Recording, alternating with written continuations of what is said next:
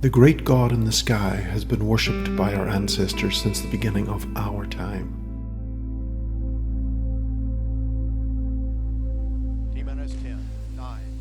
As we break free from the shackles of this planet, have we forgotten the teachings of our elders? Have we lost our vision in spite of our great technology?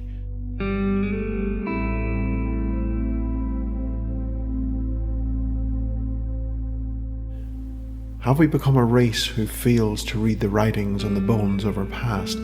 Something in our blood, something in the cold darkness that speaks with promises of light within its void.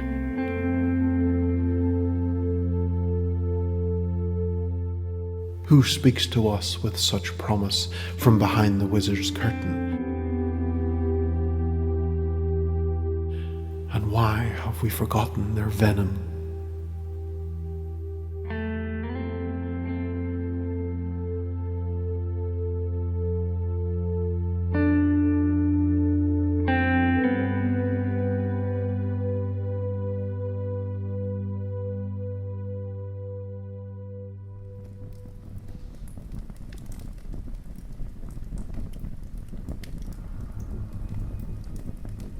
Having the company of a warm fire would make anyone resistant to challenge the unsettled Irish weather, but hiding behind a keyboard defeated the purpose to get back to the land and reconnect with a song, a vibration that flowed from our highest mountains and sank to the bottom of our lakes. This need to reconnect, almost like a connection of the soul with the land, was the initial foundation for my experiences that brought me to the doorway of another existence, hidden within the heart of our land. It was here in Lough Derg that I underestimated the power of a legend, a myth which spanned thousands of years and formed itself around a remote island and perhaps one of the most important places of oracle within Europe. The island, we were led to believe by surviving Christian texts, was split in two. One half was lush and known for possessing good spirits, whilst the other side had rough grasses and was desolate and known as a place of evil, a land of demons and nightmares. It was supposed to be a place that would test you both spiritually and physically, almost to the point of death. However, in 1497, its significance was downgraded and eventually in the 1600s was abandoned, leaving behind the spirits and a doorway to another place. A place guarded by huge reptiles, keepers of secrets who at one time would whisper with those that visited. The site is obviously pre-Christian, and for that matter pre-Celt, but even they had stories about the nature of this place. Derg was a Celtic god associated with disturbing overtones of slaughter and death, on par with Dawn, the god of the underworld. We can only imagine what was happening on and around this place before the stories changed, and Derg the god was swept to one side by Christian scribes, and today simply refers to the colour of the water, meaning red, even though the water is brown. St. Patrick, the patron saint of Ireland according to legend, came to Ireland to rid it of serpents. Modern interpretations would suggest this was in reference to the pagans, who still lived in the land and conversed with the old gods. However, as we will see, this was not the case, and in fact a greater impact of these giant reptiles, furious gatekeepers, can still be seen throughout Ireland today.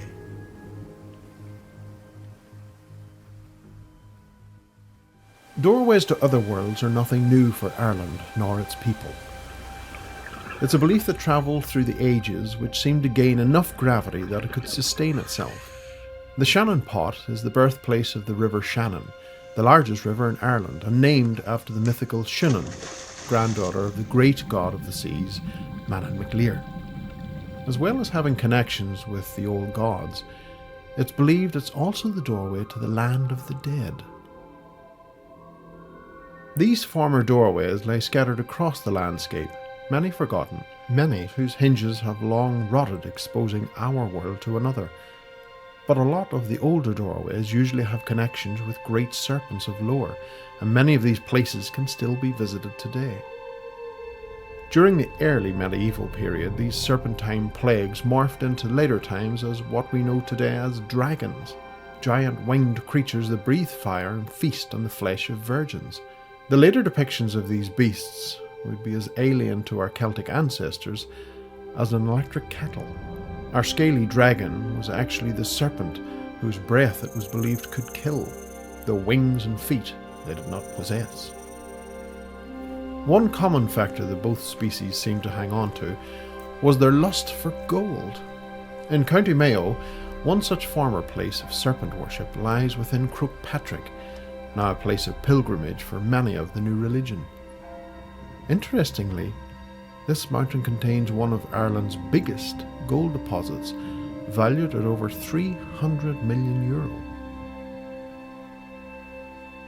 Areas that seem to be associated with these huge belly crawlers are either near the coast, lakes, or rivers.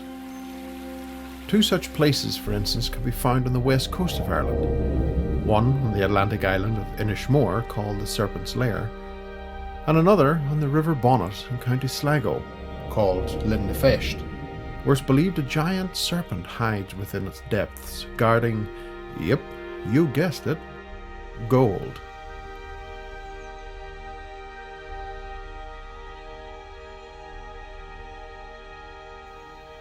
Feist was a name given to these large creatures and is derived from the Latin pistis. This refers to something noxious and hurtful.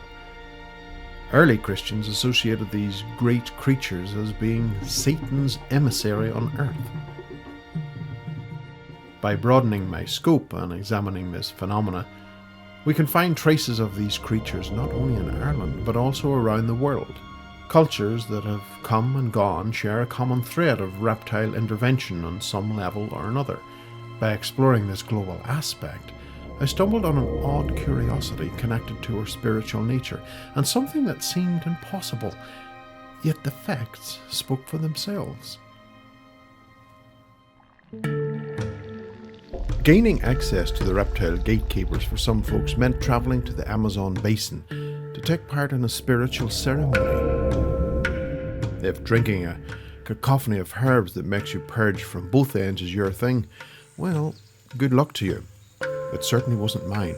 Ayahuasca is an amalgamation of both a monoamine oxidized inhibitor recovered from various plants and DMT substances, and is necessary for the onset of full hallucinogenic effects.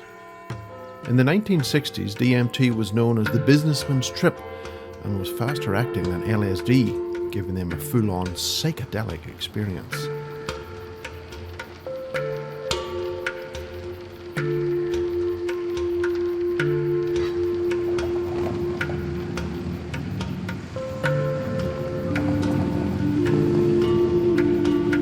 During the 1990s, Dr. Rick Strausman, a psychiatric specialist, carried out a series of tests on DMT and found in the right quantities it produced feelings of euphoria as well as anxiety and fear.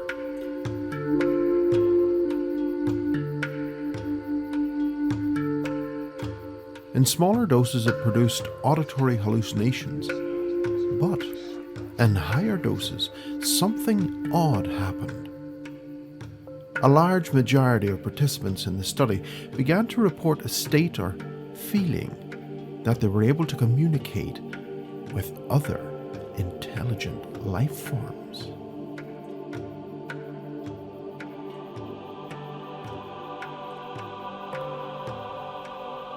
During these high doses, it was reported they met with another intelligence,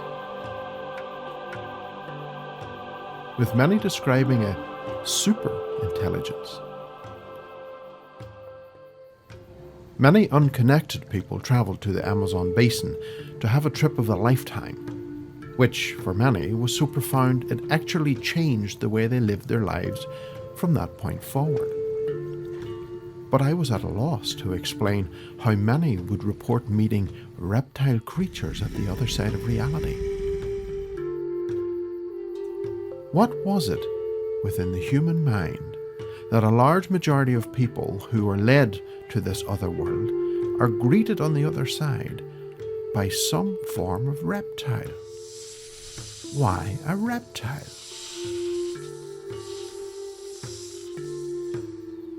The experiences and visions these participants had during the 5-year study into the effects of DMT led many in sharing something with me and my visionary experience on the island in Donegal.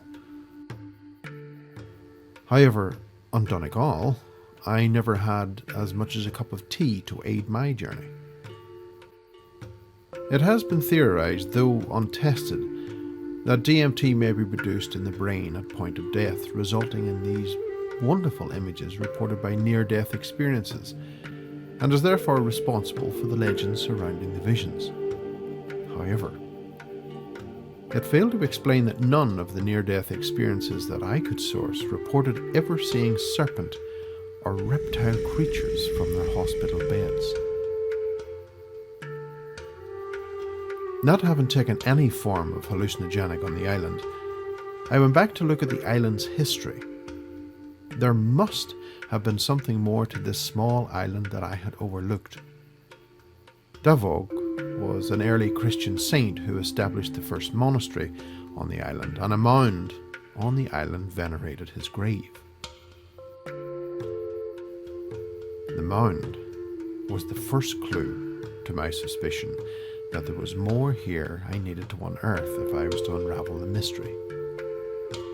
People from across Europe came to the island to face their fears with stories of a cave you entered as part of your cleansing of your sins. The mound, I suspect, was actually a Neolithic passage chamber which predated the early Christians by some 4,000 years. The cave was actually the centre of a passage system within the chamber. So the question had to be asked, what on earth was going on in these chambers that was later forgotten? Or was it? Further research uncovered a trail of facts that shed a different light on history as I knew it. It seemed as each new era came, it applied a new layer of deceit that helped disguise the architects of such knowledge.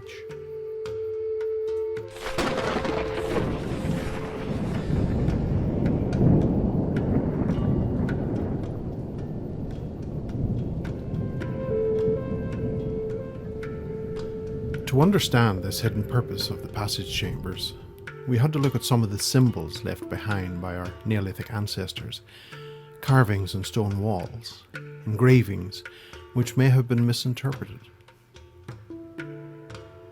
You enter the inside of a passage chamber by passing under the light box. These focused the beam of light which entered the chambers at certain times of the day and year, depending on the orientation of the chamber, which was usually dedicated to the sun. When you entered the center of the chamber, which usually had some type of a domed ceiling, you were greeted with 3 smaller chambers. And when you look at this from a bird's eye view, you can clearly see it takes the form of a cross. I speculate the cross formation was a very important feature, along with the way the chambers were built, as they were resonance chambers, vibration chambers which formed the basis for the doorways to the world of Serpent. 95% of all Neolithic art across Europe appears in Ireland, and many of that appears in County Meath, surrounding and within the 3 largest chambers on the island, called Lough, Doth and Newgrange. In particular, an image carved in Lough curbstone K36 had concentric circles, which may represent a vibration rather than anything else. This symbol is actually close to 440 Hz and is more in tune with our lungs and third eye. The secrets of these harmonic chambers may actually have been kept by the early Christian scribes. St. Patrick came to the island to rid it of serpents. Considering Ireland never actually had serpents, it was assumed it was a reference to the pagan communities that were dotted across the land. Was the image of the Celtic Cross more than simply a reference to the crucifixion? One of the earliest carved depictions of a Celtic cross appears on a monastery wall in County Offaly. It shows 3 heads in each point of the 3 upper points of the cross. Their mouths are open, indicating a song or possibly a tone. And in the center of the circle is a sparrow. And from that circle, a 4th person is being consumed, along with the top person, by serpents that appear to form from the center of the cross. These resonance chambers may have been the way our ancestors embraced this other world, a world where the serpent in later years became recognized as a bringer of great knowledge. But at what cost?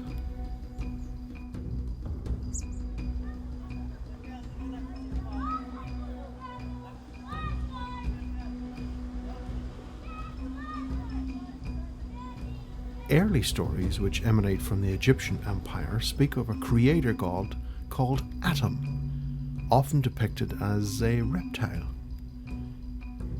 Interestingly, he entered this world through a primordial mound, which was also represented by obelisks. Atum later became Ra and was represented by the sun. The eye of Ra migrated into the eye of Horus, over time becoming the all-seeing eye used in Christian faith today. But it all stems from the sun and the eye of the reptile. The depictions of the eye of Ra above the Egyptian god's head was nearly always accompanied with a circling serpent. The doorway to the world of the gods is protected by serpents.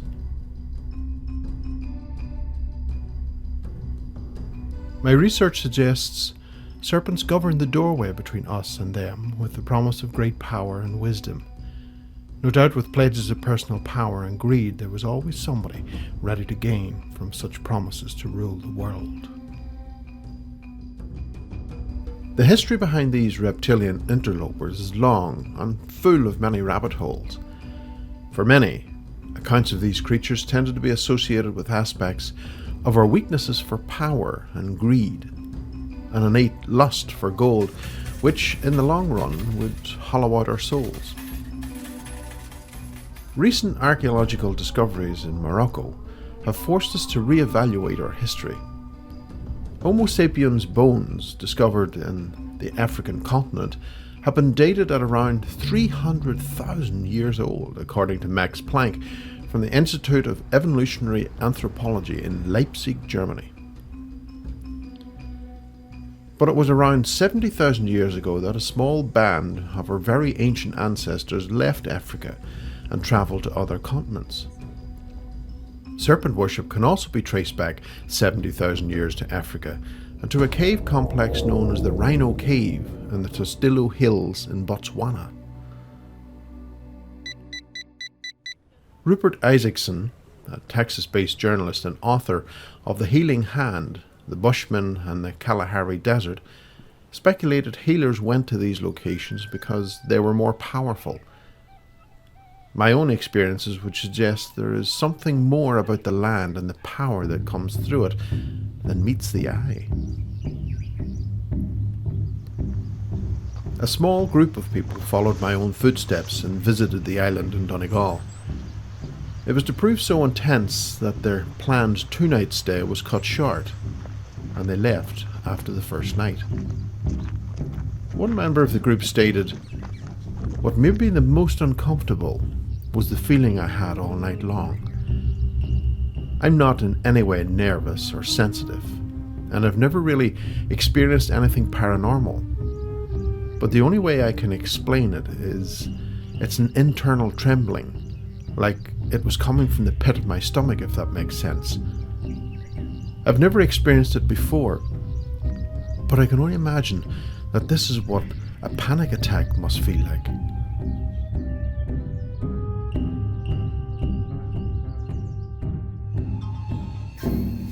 The serpentine involvement in the human race is worldwide, and traces are found on nearly every continent, both within mythology and major religions. Its appearance was usually a combination of being worshipped with the utmost regard as well as being feared. In early Sumerian texts, the chief god Enki instructed his brother Enlil to make a slave race. Along we came, and seeing our struggle with the Anunnaki race, Enlil became our freedom fighter and instilled us with knowledge, which sparked our revolt against the gods, much to the fury of Enki, and evidence would suggest both gods had serpentine associations. Around the world, dragons and serpents were seen to be associated with rain, and if that's the case, it's no wonder they made Ireland their home. Within Judaism and Islam, the serpent represented sexual desire, but staying within Islam for a moment, there are two groups known to exist in this other world, banished from here and who continually try to return. It's believed their return would spell the end for the human race.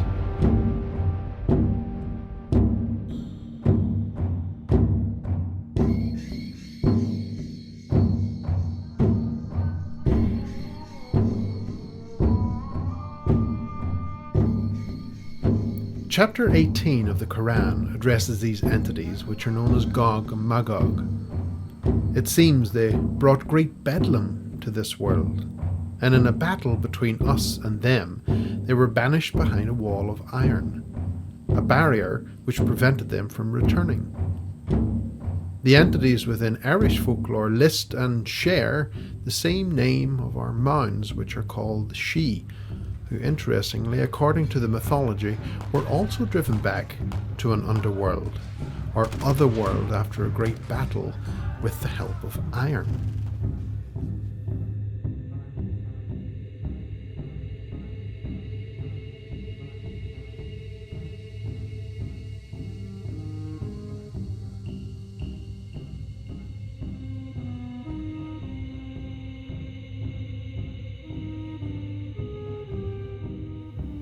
Finally, within the Quran, an eerie warning is issued which states, "Until Gog and Magog are let through their barrier, they will swarm from every hill. Then will the true promise draw nigh. Then behold, the eyes of the unbelievers will fixedly stare in horror." The first mention of these beings comes in the form of a vision given to the 6th century BC prophet Ezekiel. At the time, he was a priest in King Solomon's temple. The temple, built on Temple Mount in Jerusalem, was laid out in the form of two opposing crucifixes. The bigger, western-orientated cross was masculine, which in the centre of the cross, just like the passage chambers, could be found the Holy of Holies, a place of oracle. This is where you went to see the face of God. The smaller, eastern-facing crucifix I speculate to be feminine, and in the centre could be found the offering table.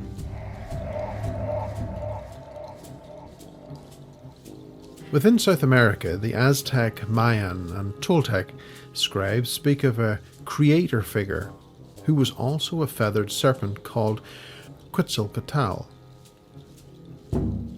His association with the east and the morning star being, of course, Venus, had strong connections with the feminine side of her nature, and something the new religion helped frown upon.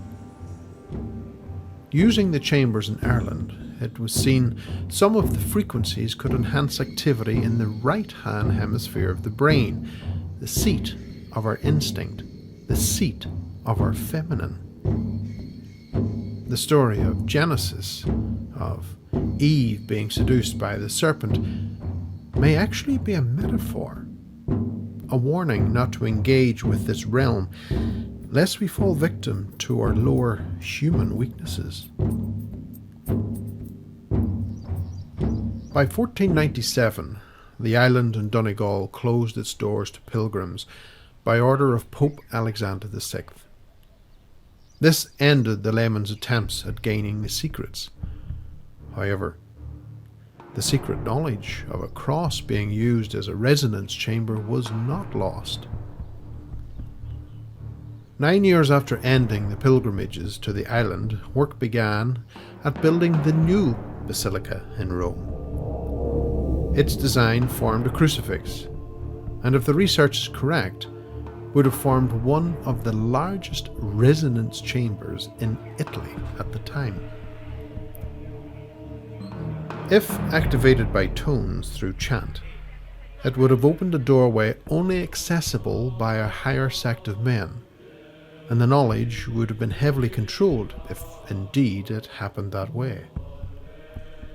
Approximately 50 years later, a huge Egyptian obelisk was placed in St. Peter's Square, immediately outside the doors of the Vatican.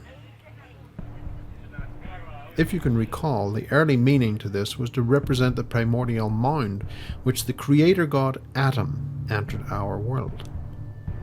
So, if we are to look at this history from a slightly different perspective, the island, a place of oracle, was closed in the late 1400s, and a larger resonance chamber to the world of Serpent was built in Rome 9 years later, and a huge representation of the primordial mound, which the creator god with reptile associations was placed at its door.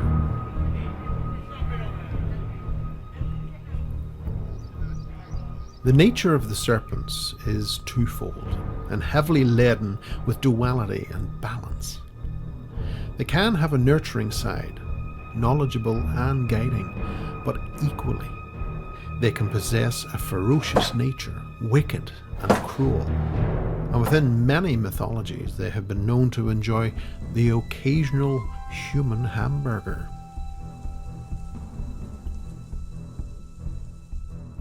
Although the Celtic traditions, which came later to these Irish shores, inherited these strange stone chambers, they understood that when dealing with certain elements of the underworld, an extreme amount of caution was required. Even today, voices of caution would slow down our speedy approach to a world known for its cruelty, its wickedness, and its selfishness. A common element favoured over the centuries that is said to protect us from the deadly horseplay of these beings, when either in the wilderness or even in our own homes, was iron. It's believed within Scottish folklore that when we're entering one of these doorways to their world, we should place a piece of the iron next to it. This will prevent the doorway from closing whilst we are still inside.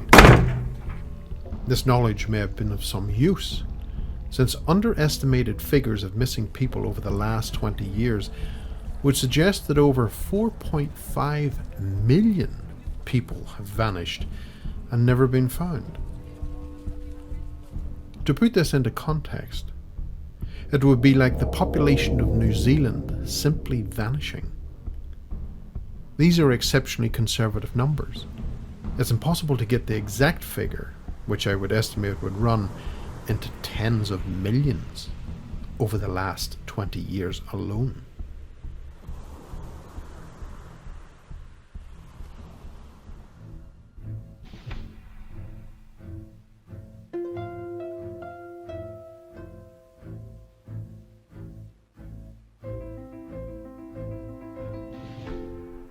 Glamoring was a term applied to the proverbial wool they pulled over our eyes. Similar to holograms, landscapes, buildings, people and animals would appear in front of us. Most times in forms that was not non-threatening, but on occasion there would be a right horrific doozy thrown in for good measure. It's almost impossible to escape this form of manipulation. But since starting down this line of research, one thing did become very apparent. In our new age of computers and faster-paced lives, we no longer have time to look after or even listen to our elders. Within a community, they held our oral traditions, our history, tales of encounters and warnings for those that ventured outside the limits of their safety. A huge majority of these myths and legends have sadly died with those that held them. And as a civilization, we race with great intent toward oblivion in the safety of our new knowledge, of our new wisdom, which, in essence, simply serves as another blanket of deceit to cover the tracks of those from our past, those that whisper from and linger at the doorway's edge. By no means do I agree with the notion that we can ditch our cell phones and go back to candles. But rather we need to slow down, breathe, and find those old legends and myths and understand there is more to these tales than we give credit. Many of these mysterious places around the world were built and used for the intent of dominant right-hand hemisphere use. They helped form a deep-rooted spiritual connection to the land and others around us. To understand these places, we cannot use the dominant left, as it simply cannot understand the spiritual nature, no matter how hard our egos would protest. Maybe there is something in the nature of the old serpent gatekeepers that we should take from this. Maybe it's about balance. We have lived in a world which has been out of balance for a very long time. We are driven to understand the divide between the light and the dark. But in the universal plane, you cannot have one or the other. To appreciate light, you must have shadow. To appreciate shadow, you must have light. Finding our own balance is a start in a world with none. At least, in a world where something valuable counts. War is a toxic side effect of the human race, and we are told in the modern era reasons why such conflicts begin. Headlines of innocent deaths tap at our hearts, and eventually public support mounts to stop such atrocities. The truth, however, lies hidden behind the body count. To know the real reasons behind our wars, we simply step around the media and follow the gold. The road to wealth is thick with the bones of humanity.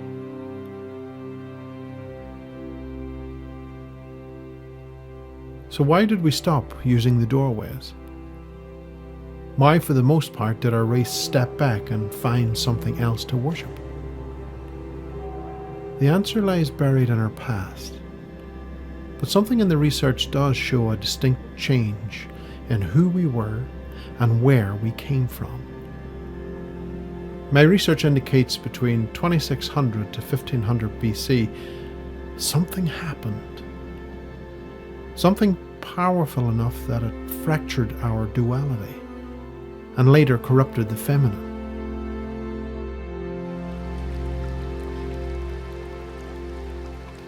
There have been many theories to try and determine what it is, but like our visitors to this world, its true identity will remain in the past. At least for now.